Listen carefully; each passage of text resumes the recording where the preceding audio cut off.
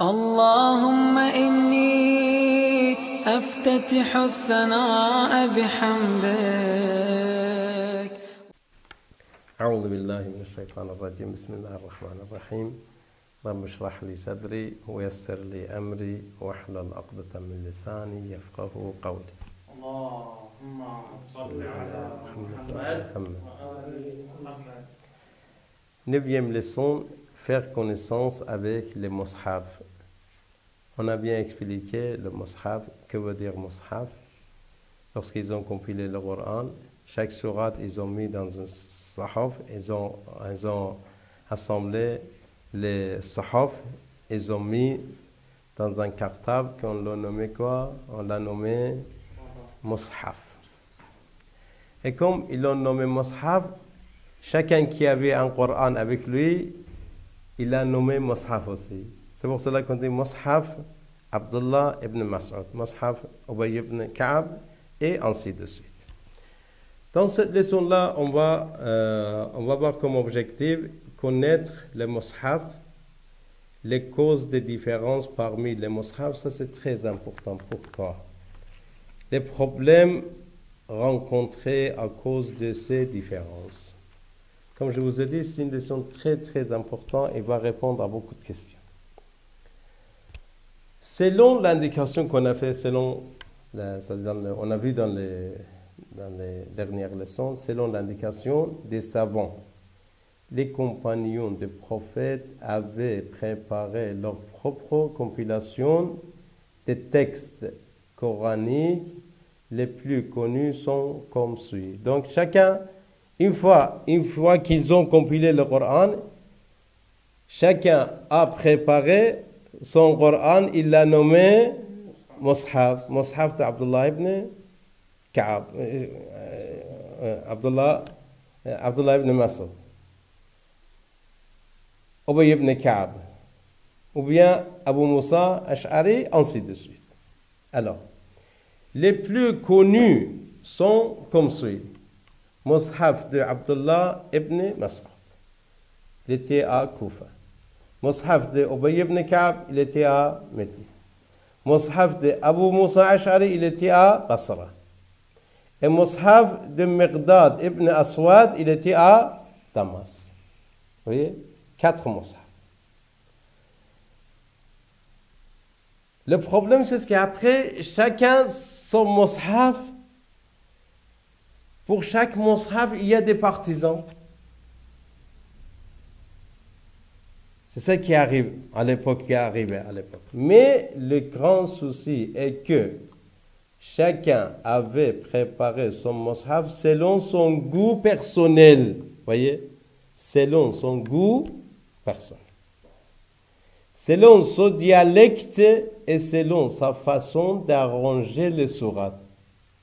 Voyez? Mais, je répète, le grand souci est que chacun avait préparé son mushaf selon son goût personnel, selon son dialecte et selon sa façon d'arranger les sourates. Voyez?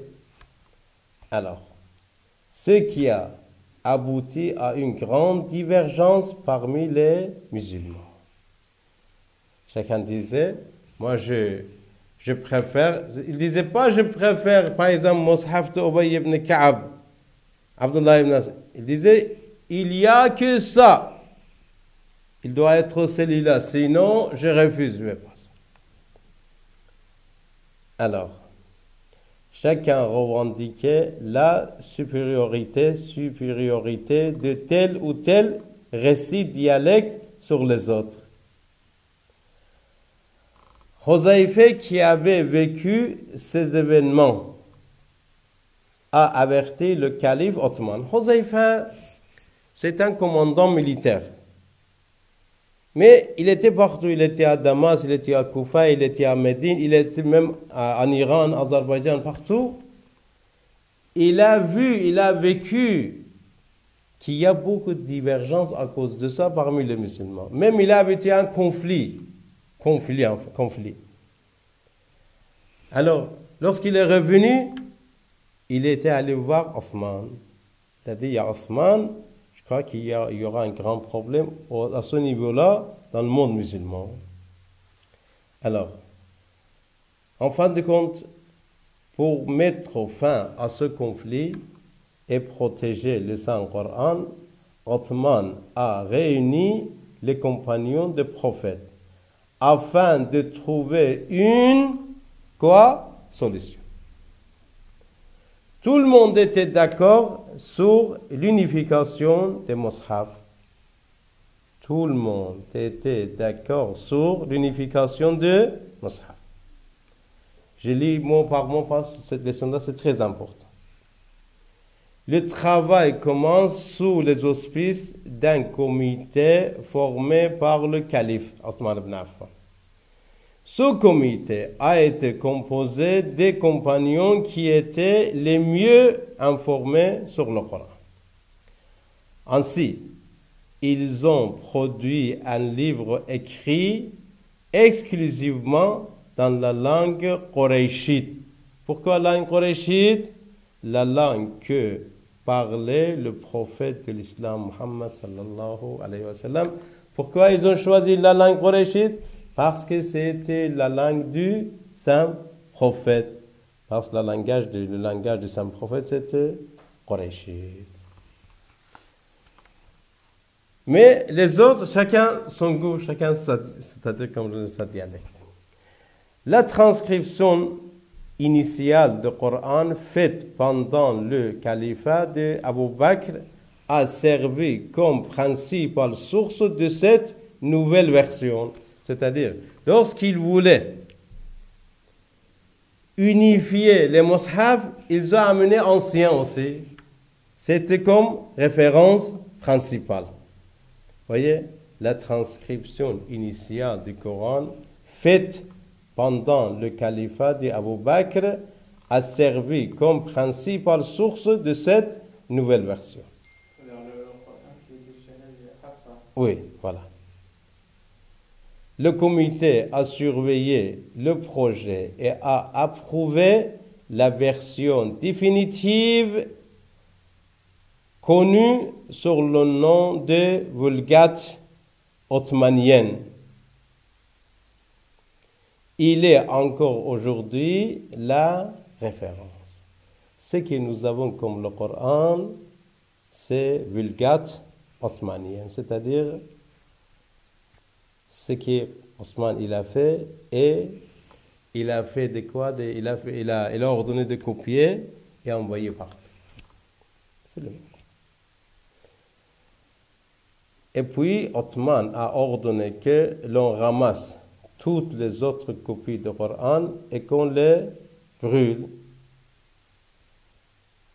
Tout le monde a cédé son mushaf sauf Abdullah ibn Mas'ud. Abdullah ibn Mas'ud n'a pas donné. Othman a ordonné de le frapper, de lui donner des coups, après il est tombé malade. Ça, c'est... Voilà, Abdullah ibn Mas'ud. Sauf Abdullah ibn Mas'ud. En fin de compte, le monde musulman a réussi et bénéficie de quoi? Réussi d'un Coran unique et d'une copie standard, sans aucune divergence. Voilà. Ce Coran a été copié et envoyé au principal centre de rayonnement du monde musulman comme suit. Le manuscrit de Médine ou le manuscrit de l'imam. C'est celui qui était avec Othman ibn Affan, on l'appelle Nusratul Imam, parce que c'était comme modèle. Il l'a gardé avec lui, Othman il l'a gardé, il récitait, on l'appelle imam, c'est parce que c'était modèle. Imam, c'est-à-dire modèle ici. Le manuscrit de Médine ou le manuscrit de l'imam, ce dernier a été une copie pour utilisation personnelle d'Othman et une copie de référence. Le manuscrit de la Mecque, le manuscrit de Damas, le manuscrit de l'Égypte, le manuscrit de Koufa, ils ont envoyé partout. Le manuscrit de Basra, le manuscrit de Yémen, le manuscrit de Bahreïn et le manuscrit de Al Jazeera. Alors, tout ça on a fait, ils ont envoyé. Remarque, ces remarques sont très importantes, mes frères. l'imam Ali a été d'accord avec l'unification du Coran et il a confirmé le travail réalisé à l'époque de Othman ibn Affan. N'oublions pas. Même lors de son califat, Imam Ali, il a ordonné de suivre le même manuscrit. Imam Ali, il était calife pendant des années, des années. Il suivait le même Coran. Tous les imams, voyez, tous les imams chiites confirment la même chose et les savants chiites sont unanimes sur ce sujet-là. Alors, ça y est, c'est fini. Une nouvelle question. On a pu unifier les textes coraniques, mais les 7 langues et les 7 lectures n'ont pas disparu. Écriture, c'était pareil. Parce qu'à l'époque, il n'y avait pas de points, il n'y avait pas de voyelles A et O.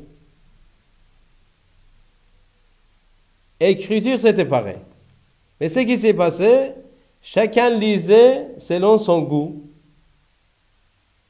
Vous voyez? Par exemple, je vous donne un exemple. Le mot Jamal. Jamal. En Liban, on dit Jamal. Hein? En Égypte, on dit Gamal. Gamal Abdel Nasser. Vous voyez? G, G, G. Et tout le monde écrit quoi? La même chose. Tout le monde écrit. Si on écrit sur le tableau, c'est Jamal, c'est pareil. On dit à un Égyptien, lis ça, il dit Gamal. Un Libanais, lis ça, il dit quoi? Jamal. Un Irakien, quoi? Jamal. Parfois, il dit Yamal parce qu'il dit Yammek. Au lieu de Jam, il dit quoi? Yammek. Un Yammek. Yammek, un Yammek. Hein? Donc, écriture, c'était pareil. Mais lecture, c'était autre chose. On a pu unifier les textes coraniques, mais les 7 langues et les 7 lectures n'ont pas disparu. Il existe toujours jusqu'à nos jours. Mais la meilleure lecture est celle de Asim, qui est racontée par son professeur Hafs. Il est raconté de quelqu'un d'autre. Après, ça qui arrive, Imam Ali alayhi salam. Hafs, C'est celui-là. Hafs, c'est qui? Oui, ça, dans la prochaine leçon, on va parler de lecteur et lecture. Voilà. L'arrangement du Mus'haf de Othman a été identique à celui actuel, mais il était dépourvu des voyelles et des points. C'est ça qui a causé beaucoup de problèmes. C'est ça qui a... Chacun a... Comment on dit ça? Alors, ceci pouvait entraîner une grande différence dans sa lecture. Mais, c'est la mémorisation du Coran,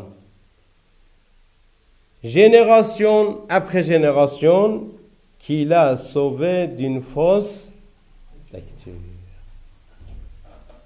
C'est là. Ce sont des points très importants. C'est la mémorisation du Coran, génération après génération, qui l'a sauvé d'une fausse lecture. Assalamu alaikum wa rahmatullahi wa barakatuh. ربنا تقبل منا إنك أنت السميع